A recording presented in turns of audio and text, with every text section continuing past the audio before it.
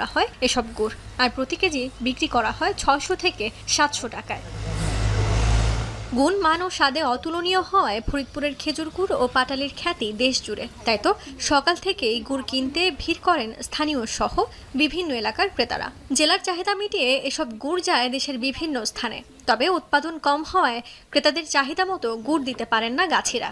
অনেক দূর দূরান্ত থেকে এইখানে খেজুর কিনতে আসে এবং স্বল্প মূল্যে এখানে গুড় পাওয়া যায়। টেস্ট অবভিয়াসলি ভালো এবং এটা একদম জেনুইন, একেবারে জেনুইন। বিভিন্ন উদ্যোক্তারা যেন এটিকে ধরে রাখে, আমাদের এটি প্রত্যাশা থাকবে এবং বিভিন্ন সংস্থা, সরকারের বিভিন্ন প্রতিষ্ঠান যেন এগুলোকে প্রমোট করে। যে একদম নিজে দাঁড়িয়ে থেকে আমরা গুড়টা বানিয়ে নিয়ে যাব এবং এটা আমাদের যে কাস্টমার লেভেল আছে বা কাস্টমাররা আছে, ক্রেতা আছে, তাদেরকে সরবরাহ করবো ইনশাল্লাহ।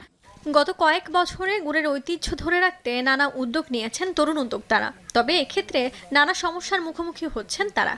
আগের চেয়ে সংখ্যা কমেছে খেজুর গাছের, এছাড়া গাছ কাটতে গাছিও পাওয়া যায় না। রাজশাহী ও যশোর সহ বিভিন্ন জেলা থেকে আনতে হয় গাছিদের।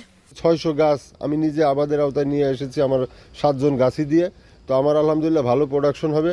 আমার 600 গাছের থেকে আমার সাইকেলিং করে প্রত্যেক দিন 325টা গাছ ঝোড়া কাটা হবে। তো সেক্ষেত্রে আমার প্রত্যেক দিন হয়তো 150 হাঁড়ি রস আসবে।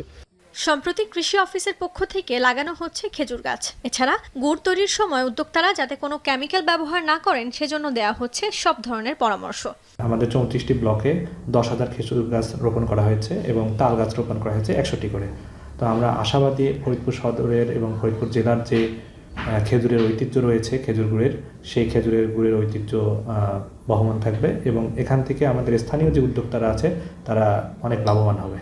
খেজুর গুড়ের ঐতিহ্য ধরে রাখতে উদ্যোক্তাদের পাশে দাঁড়াবে প্রশাসন, এমনটাই প্রত্যাশা স্থানীয়দের। কৃষি অফিসের তথ্য মতে ফরিদপুরে ছোট বড় 1.5 লাখের বেশি খেজুর গাছ রয়েছে। এখন ফরিদপুর।